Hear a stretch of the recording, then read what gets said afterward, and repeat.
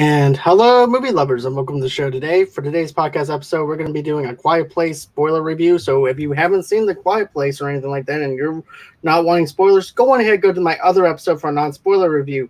But if you don't mind spoilers or anything like that, then this is the place for you, and you can go on ahead. We'll spoil the hell out of it for you. But with me is my good friend, Jason Pitts, independent director. Say hello to everybody. Hello. How's everyone doing tonight? So here's the thing. I really loved this film for what it is. I thought this movie was beautifully if you think about it, a beautifully lit surroundings and stuff like that too. Also too, I love how the wide angles are when this movie is first introduced into the town again, and also showing us how the aliens came down and how this whole entire thing happened. What I liked too was like how it just pan angles up on the husband, and as he's walking through the town, and we actually get to see how big the town actually is, because at the very beginning of the first one, we don't really see how big this town actually is or anything like that. We just know of the drugstore. We just know that it's an apocalyptic kind of time. Now we actually get to see it in this full circle. But what did you think of the opening sequence of the film? I think the opening sequence was amazingly done. I really liked how they teased you a little bit with the town being deserted when he's walking through it, kind of making you think that we're not before the aliens got there like we actually were, because everyone's at this baseball game. But when you're viewing it for the first time, you don't know that, and the town's deserted. All you know is what you saw from the first film. You know, it's an apocalyptic environment, so maybe we are in that place again. And I kind of felt like that this is something that they wanted in the first film, but they didn't have the money for it. And then because, the first film did so well, that they had the budget to give us a little bit of a prequel with the opening scene. And yeah, it was absolutely amazing. Reminded me a lot of the opening scene in Dawn of the Dead, the Dawn of the Dead remake, from just how big scale it was while everything was, going to crap. So it was great piece of filmmaking. Definitely. I liked how they incorporated a prequel into a sequel and made it its own for like the first 10 minutes or so, just to show us what's going on with this town, how they're handling these aliens coming down. And also too, I like how the husband kind of knows what's going on, because I think he works for some type of government agency based off of what I'm seeing, because he seems to know his way around on how to work these aliens in a way. Because remember, they end up going from the baseball field, and then they see the aliens dropping, and then they go from there and they go into this pizzeria place or whatever, and everybody's hiding, and he's telling everybody just to be quiet. And that's something that I was just thinking. I'm not sure that he knew what was going on, or that he was just really smart. John Krasinski's character is probably a genius on a genius level, and we saw that from the first movie. Mm-hmm. The way he had all these notes and charts and stuff, trying to figure out what these things are, what their weakness is, and he's just a very intelligent individual. And I think he saw very quickly that they hunted by noise, and that they needed to not make any noise. Like almost immediately he saw that. I don't think that he knew what they were or where they came from, but I think he just learned very fast on how to survive with them around. And man, that scene where he's walking towards the cop, and the one monster just like crashes into the cop car. Like he didn't have time to see what the heck, like he just put yourself in his position. You just see something like a blur, a big loud noise, and he was running. Like he didn't even, like, it was all instinct right there, I think. And just how smart he didn't stop. He just gone running. So yeah, he's just a very intelligent individual, and with the ability to make quick decisions, and very good character, I think. He is a very good character and everything too, to be honest with you. He is a very smart character though, because he thought of everything in the first film, with the baby being born, putting him in the box, and then having the oxygen tank for the baby. He actually thought of every single thing for his family to be safe. And in this one, I actually have to say I loved the wide shot of that police officer too, where you actually see John Krasinski's character just running through the town, Yeah. and you're scared for them. And I actually like the fact it's not shaky cam. We actually get to see everything that's happening, and it gives us that more of a thrill of what's happening around him. And you're like, okay. That's an interesting choice that they made, because typically in a movie like this, in those types of scenes, it is a shaky cam to kind of convey chaos and everything. But I'm with you on that. I like the choice of not doing that, so we can see all the detail and everything of what's happening. And yeah, I agree with you. Very good choice. Yeah, definitely a very good choice. I really have to I like the pacing of it. And also too, even though we know the outcome of what happens to him in the first film and everything, we know he lives up to a certain point. But with this, you still feel scared for him because you're thinking, okay, is he actually going to make this out alive? Even though we saw him in the last film, but it gives us that not so safe feeling of anything, which we haven't gotten in a while with main characters before. It makes it feel like it's a cartoonish kind of thing. It was like, he's going to make it out just fine or whatever. But this, you're seeing aliens being dropped everywhere. You're seeing the cops being attacked and mobbed by everybody, by the aliens though too. So it makes you even them slaughtered. Exactly, the kids are getting slaughtered. Yeah. So, yeah, I'm with you. It was very suspenseful, and even though we knew these characters were going to survive, it was I gotta give them all the kudos in the world to make it suspenseful, even though that knowledge is there that they survive. Yeah, I agree. The one thing the one, and there's nothing that they really could have done about it, but these kids, it's taking, this opening scene is taking place like a year and a half before the first movie, and they're older. Right. So, yeah. That's one of the things that I was wondering about too, though. I know that they're a little bit older now. I would think that, hey, we're going to do a sequel. Let's go on ahead and try and also shoot some of those scenes while the kids are still a little younger or whatever. But still, it still works to me. It still works, yeah. And they did their best to make them look younger again. Like the kid was, in the baseball hat. So they did their best to hide the fact that the actors were older than in the first movie. Definitely, it did work. Yeah, it definitely does work and everything. And then of course, I love the scene where you actually have, of course, Emily Blunt's character Evelyn. She's going in and into the car, and at the same time, you actually see a bus hitting her away, and you're frozen for a minute inside the theater, because I know I was, where the point was like I couldn't even breathe in the theater because I was like, okay, what's going to happen to her? Even though she's safe because of what we saw in the first film, but still, I actually felt like I was in the car with her. That's why it felt so real. It was amazingly shot, and I loved the creature reaching out of the bus window, and that was really awesome. And you know what that reminded me of is, it reminded me of some of those amusement park rides from Universal or Disney World or Disneyland. I've been on a lot of those 4D virtual reality type rides, and that's what that kind of reminded me of. That particular scene. Yeah. That's true. It does remind you of a 4D ride, because I do. As a matter of fact, I was actually thinking that too in the theater. It was I feel like I'm on a 4D ride rather than me watching a film, but that's just how real it actually was for me.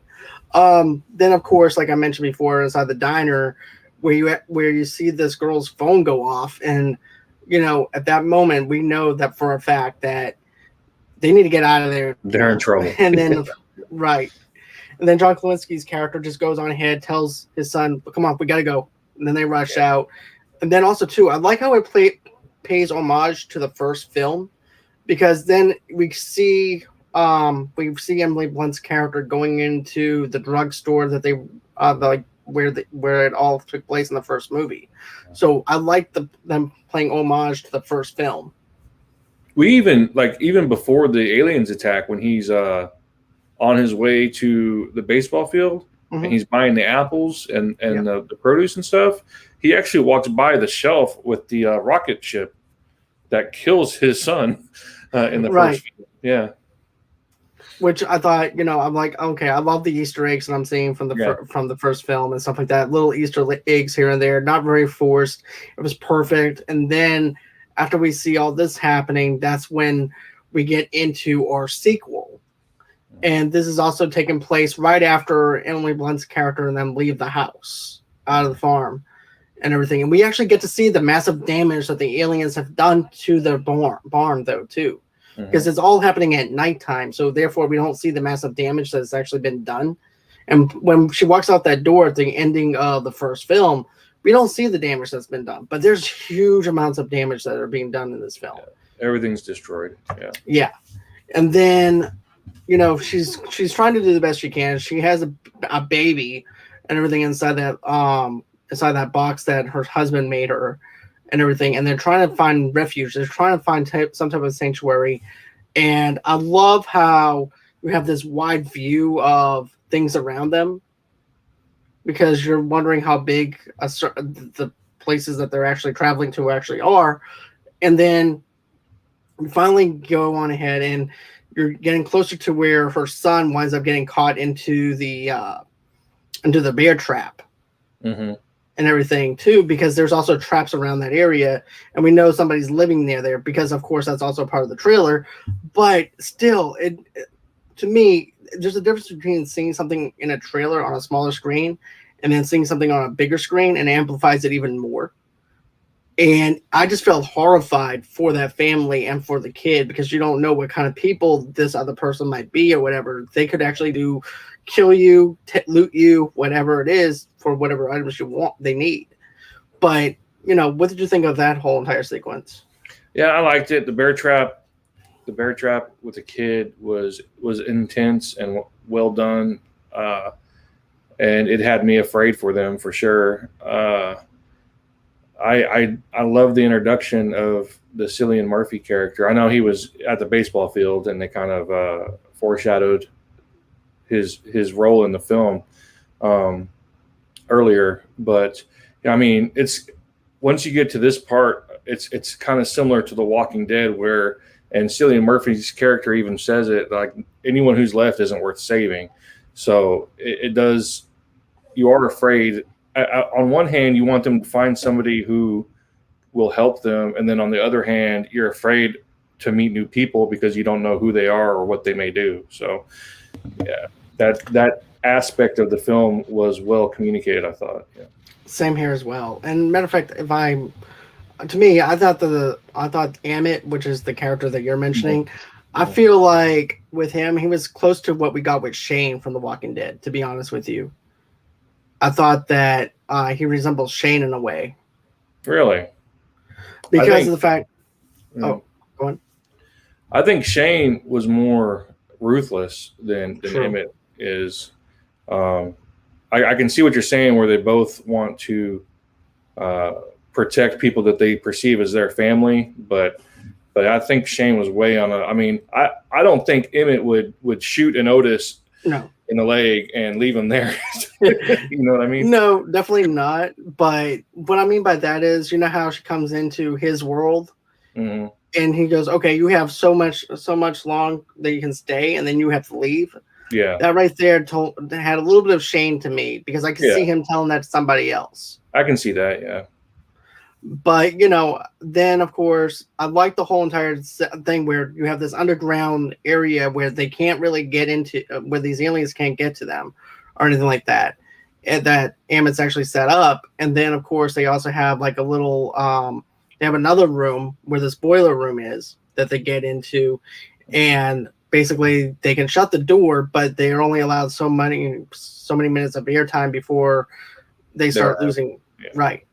So I thought that setup was really, really good. They explained the rules with us with the underground area. What I loved about that is, let me get this light. Hold on, I'm sorry.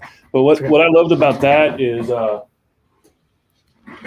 they communicated that plot device without telling you about it.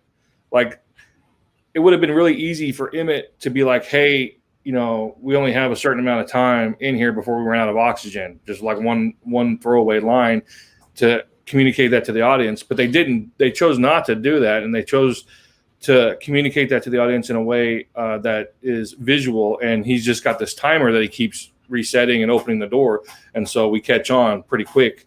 That is great writing. Like a bad writer would have had it be communicated through a line of dialogue or something like that. So that was really well done. I like that a lot.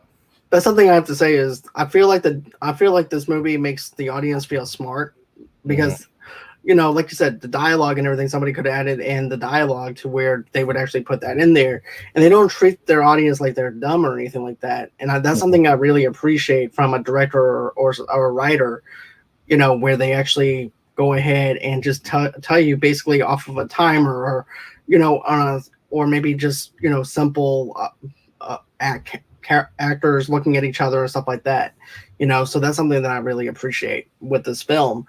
And then of course, then we wind up seeing the damage that's been done to the kid's leg and everything else, and he's like, well, you only have so many minutes to actually stay here. You can stay here the night, but then you have to leave.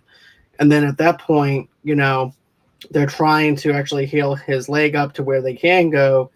And then of course that's when his sister finds out that there's that song that's been playing over the radio. But what did you think of that? Or did you think that was like too cliche? Or I thought that was really cool because it you saw how much like her father that she is, because like the father is this extremely intelligent, smart person, and then we see that in the daughter as well. And this is one of the ways that the audience knows that she's probably as smart as he was. And she figures out this song on this radio that is actually a code telling people where to go. And then when they get there and they're like, no, like, you're the first people to figure it out since we got here, basically. It says a lot about how smart this girl is. Yeah, Reagan is definitely a smart character, and she takes right up to her father. And also, too, she's also one of those people that are resilient, doesn't know when to let something go. Once it's in her mind, it's in her mind. And if it's there to save her family, she's going to do whatever it takes to save her family, which is something I really appreciated with that. Not just her family, but she's driven to save the whole humanity. Right. Yeah. Right. Because don't forget, in the first film, her hearing aid is basically what saved them in the first place. And then I'm like, this is me just thinking, but from the first film, I'm like, okay, now there has to be a way for her to be able to amplify that out towards the whole entire city or wherever she's from, to where those aliens will die.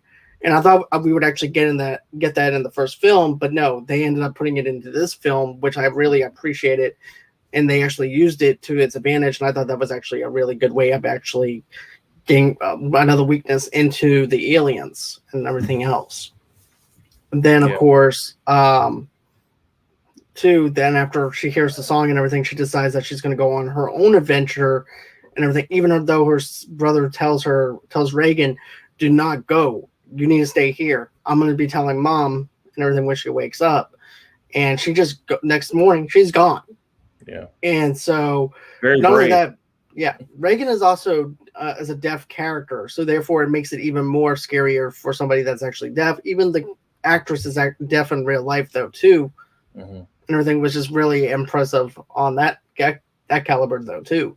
But it makes you feel on edge of your seat the whole entire time when you see this girl going into this train yard.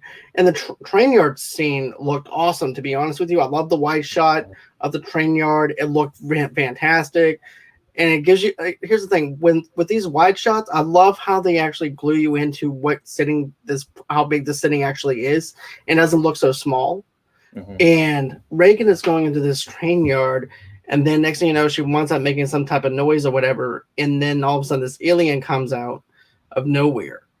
And now she has to try and shoot this alien with a shotgun that she has. And of course, it winds up missing the alien. And then of course, that's when we see Emmett come into play, trying to help bring her back. Yep. Yeah. I agree. I think the set was awesome, and this is where I start getting The Last of Us vibes. Yeah, with Emmett and Reagan together as Joel and Ellie. Very, very much so. same here. Because especially Yeah. when he goes, "Look, I'm bringing you back home to your mom," and then Reagan just looks at him and then talks in sign language. And here's the thing: Emmett cannot speak sign language or whatever, Yeah. but the way that she's able to talk sign language to him to make him understand is just great. And then she says, "What home?" And then right there, that stops him in his tracks. He's like, Yeah. "Okay, you go and We have a got home." right. Exactly. Yeah. We don't have a home to go back to because of these monsters, and if we have a chance uh, to destroy these things and save everyone, we can build a home. So yeah. Exactly. And then it cuts over to Emily Blunt's character, where she does go back over to the drugstore and stuff like that, and tries to get supplies for her and her son. And then also too, we also see the cross resembles this resembles her son that passed away in the first film, and then also too, it also represents her husband now that she Hmm. lost. So I definitely love how they actually make it a memento for the husband and also for the son though now too. So therefore you have a little bit of a closure with for the husband and also closure for the son. So I thought that was actually pretty cool that they Yeah, actually put that in there. I agree. And then of course we also see uh I like how everything's actually shot by shot at the same moments that's going on with Reagan, and it goes over to the brother, and he's kind of doing the same thing that she's doing.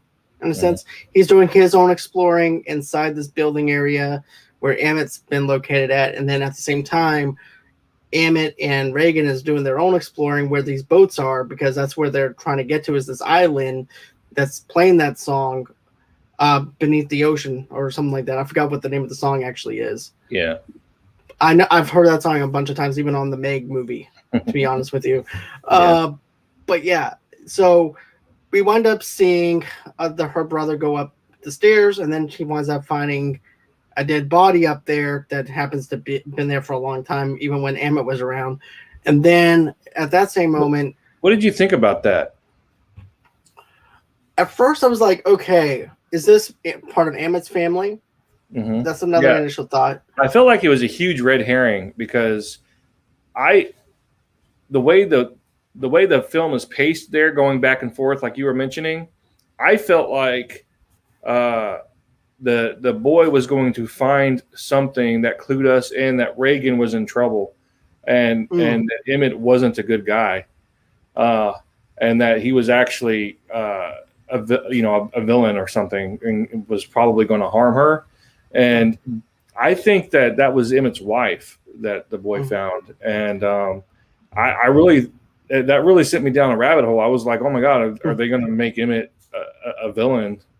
Which would have been okay, I guess. I think I don't know how that would have played out, but that was the vibe I was getting right there, and it's interesting that they did that and then didn't do anything with it. You see, I thought the same thing though, to be honest with you, because we also see the drawings that Emmett has Hmm. though too, which makes it even more creepy in that sense though too. And I also thought the same thing, to be honest with you.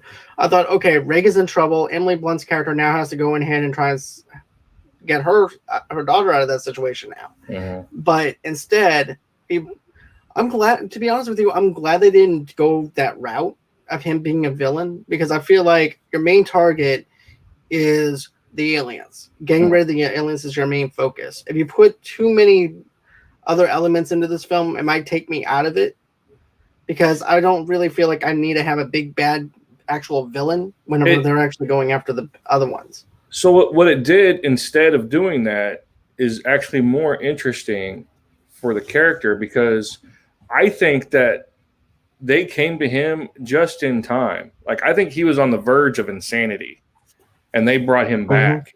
And that scene where he finds the body and the drawings, that uh, I think that was meant to clue us in uh, to that fact that he was on the verge of straight insanity, and Mm-hmm. this family kind of brings him back, especially the girl. So Definitely, and because very interesting. well, remember what the daughter says. Remember what Reagan says to him. and everything. This is your chance to redeem yourself, basically. Mm-hmm. I'm not going for verbatim or anything like that, but this is now your chance to do something that's noble instead of you hiding away and not doing anything at all, because doing nothing at all also has consequences behind it. And, I feel like she was the one who brought him back in a sense. Because I think she started it. Mm-hmm. But I think the little girl, I think she really brought him all the way. True.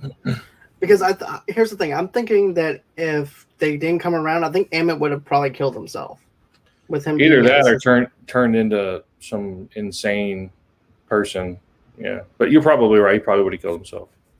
Right, because if he's going that far into insanity, I would think that he would probably wind up killing himself over the guilt of his family that he lost and things like that, everything else that he encountered. So I'm thinking on that term.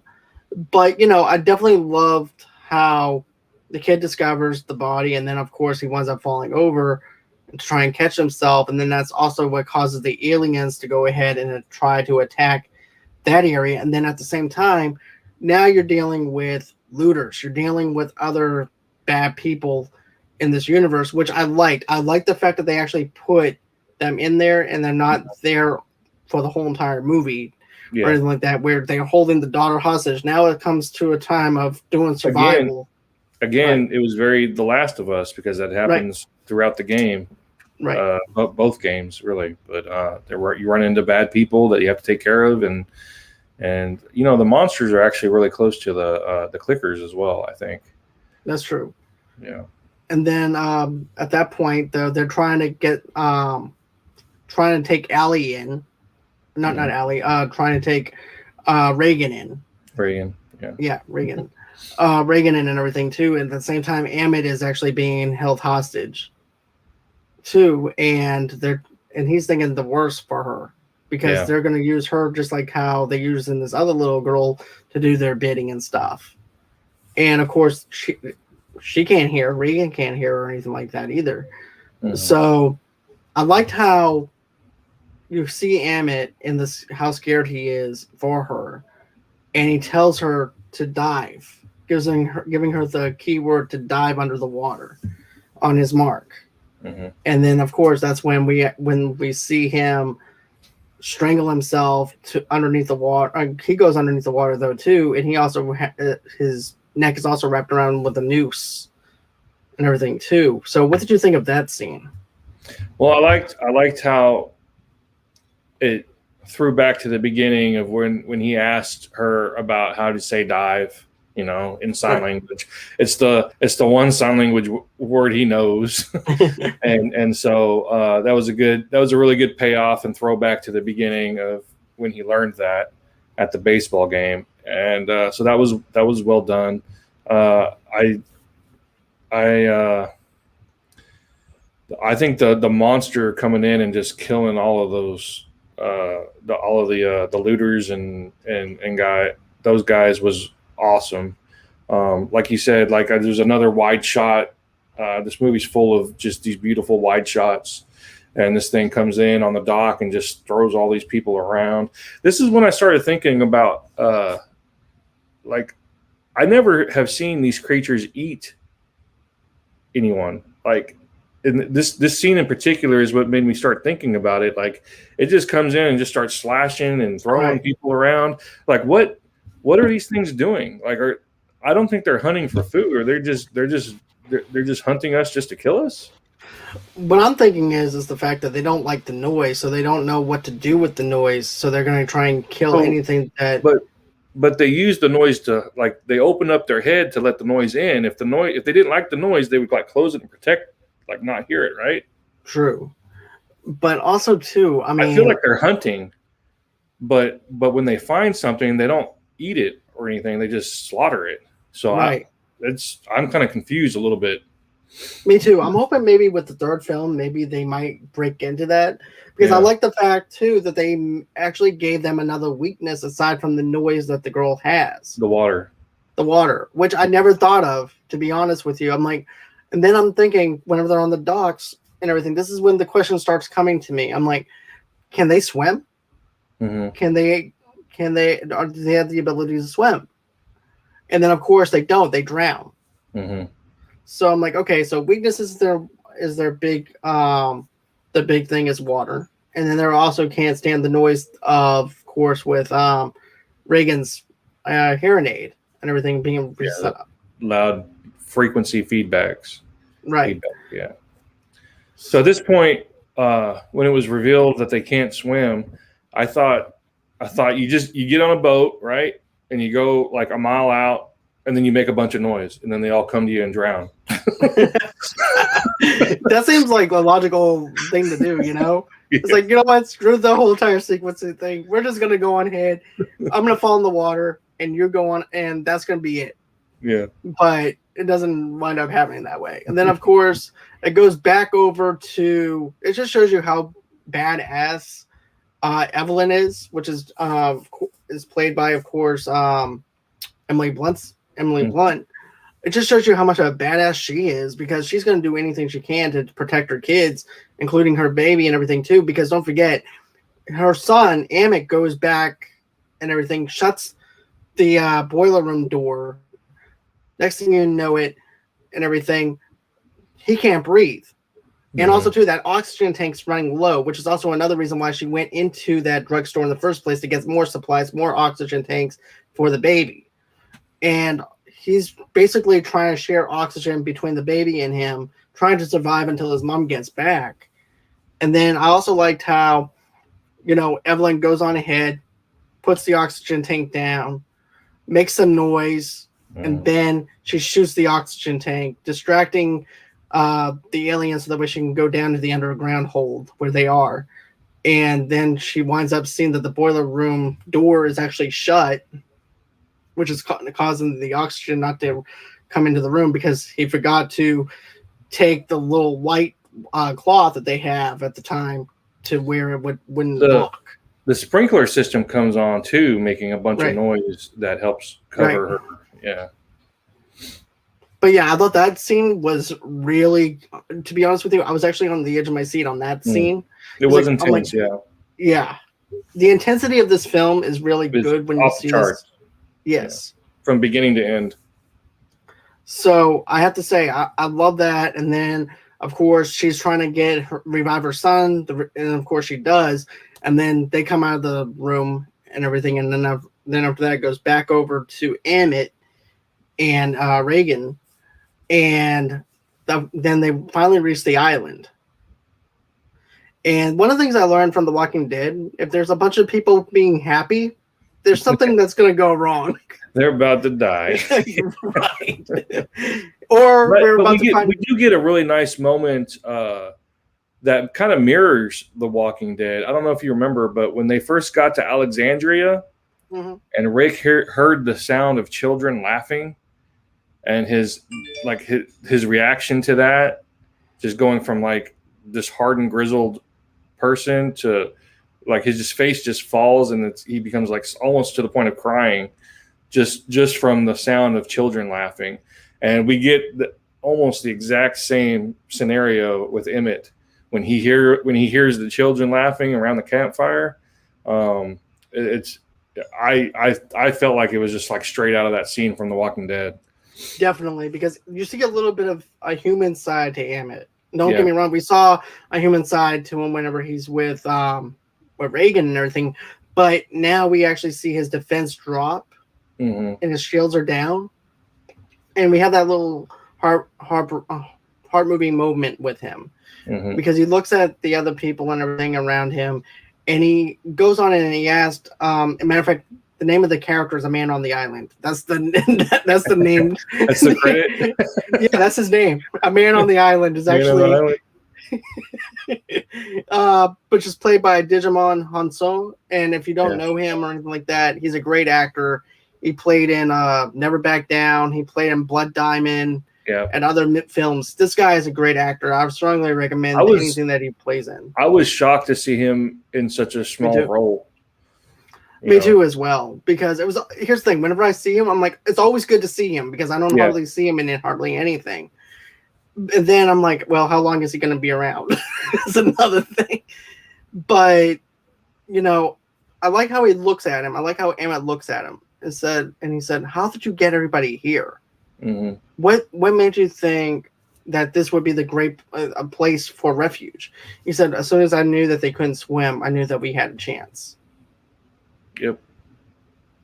And then, he goes, "Well, who found us? Who found the island?" He goes, "It wasn't me." He points over to Reagan, and then his defenses also drop down a little bit too, and he's just very impressed with her. Yeah. On how brave she is.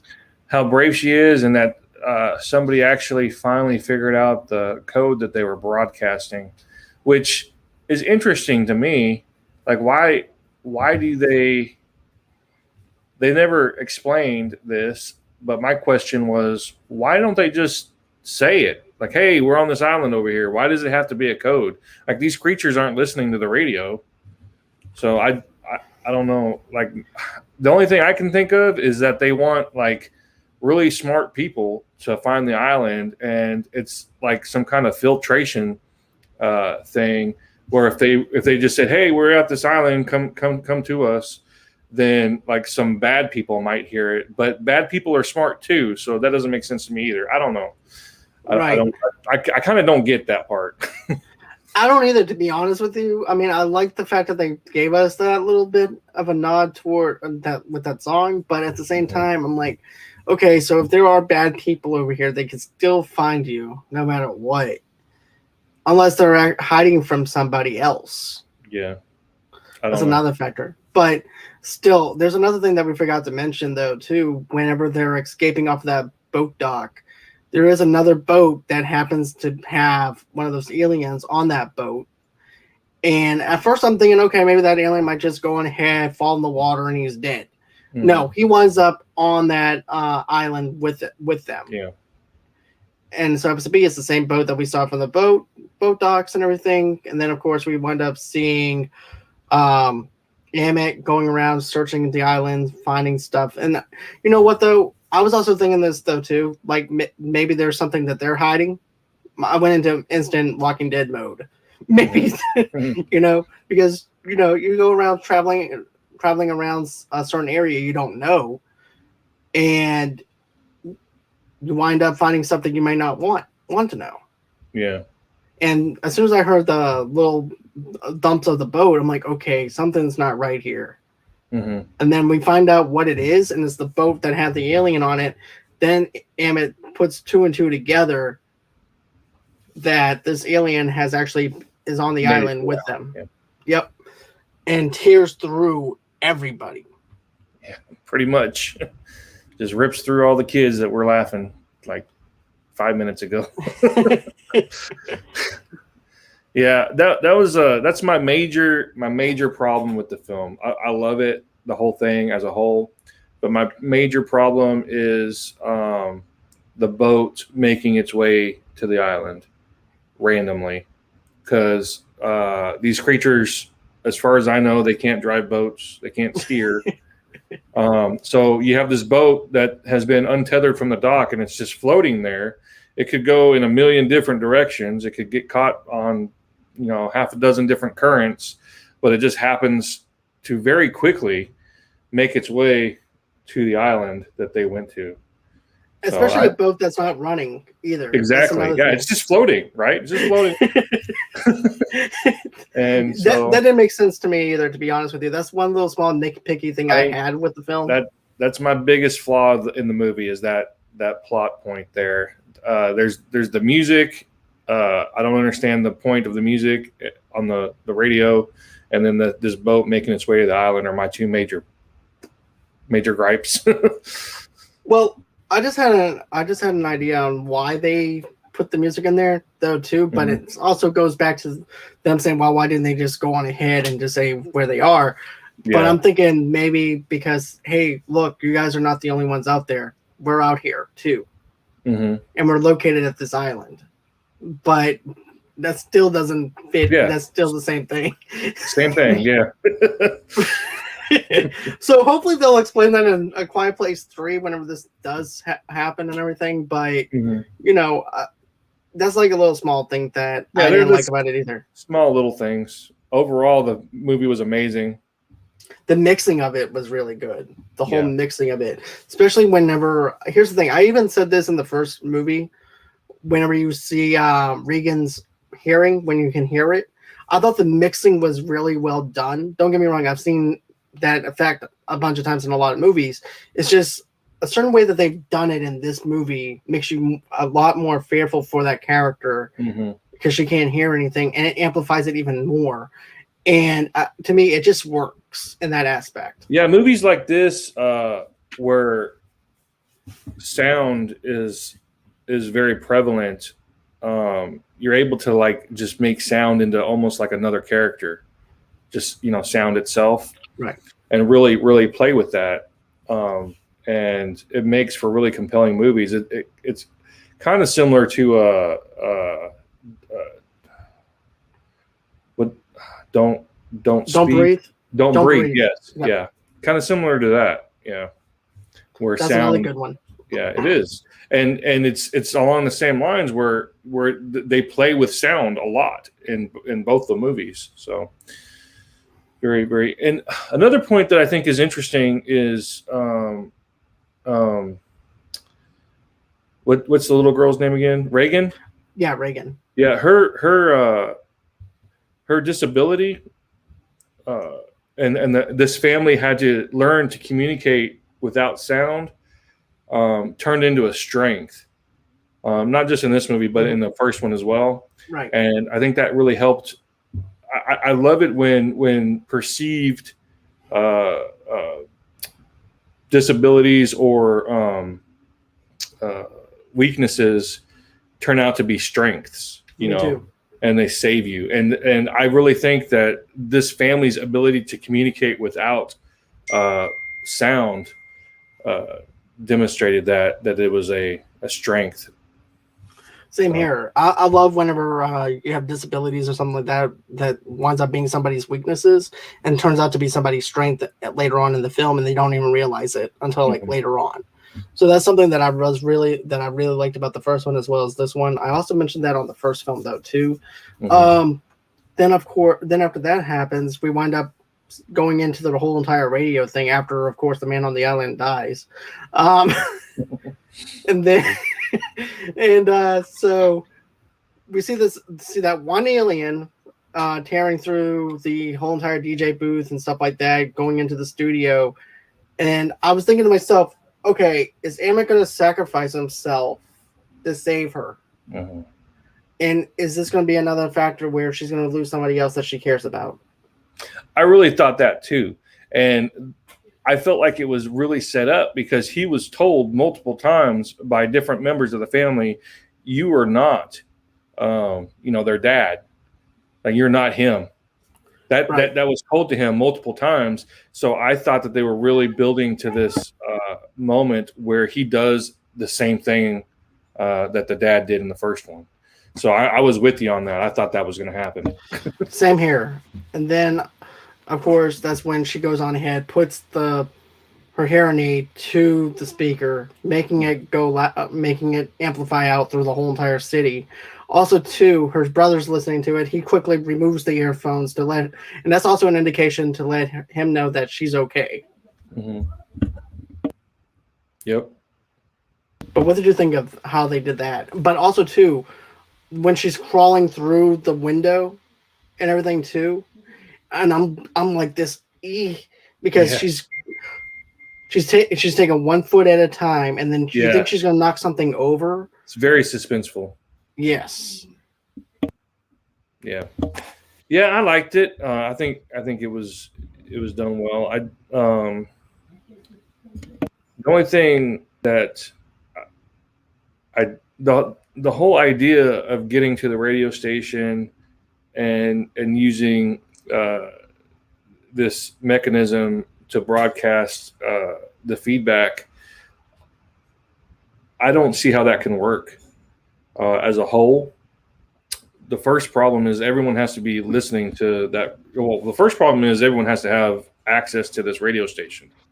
Like, we got to have a radio, and we're in like a post-apocalyptic thing, and not everyone's going to have access to a radio, right?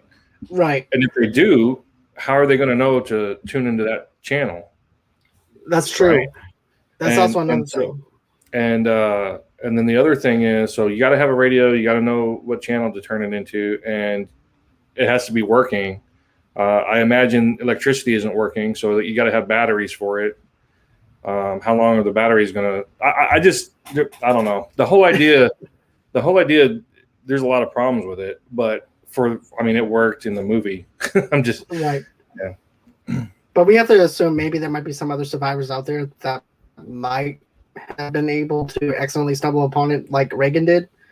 Yeah. And go from there. But still, that's like a small chance. It's like a needle in a haystack, to be honest. Exactly. It is. You're still in a situation where you pretty much have to go.